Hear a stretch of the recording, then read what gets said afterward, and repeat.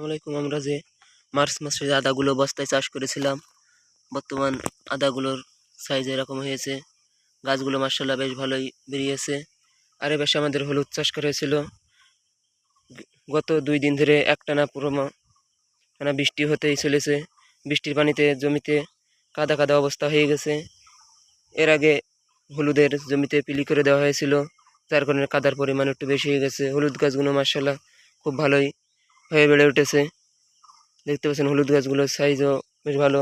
এবং এপাশে যে বস্তা আদা গাছগুলো, মার্শাল্লাহ গাছগুলো দেখতে দেখতে ভালোই বড় হয়ে গেছে।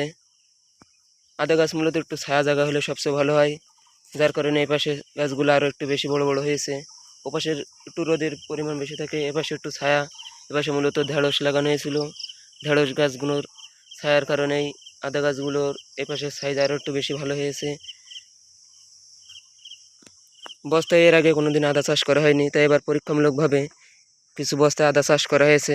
তা দেখা যাক আদা চাষ কেমন হয় বস্তায়। তা সবাই দোয়া করবেন আমাদের জন্য। আসসালামু আলাইকুম রহমতুল্লাহি ওয়া বারাকাতুহু।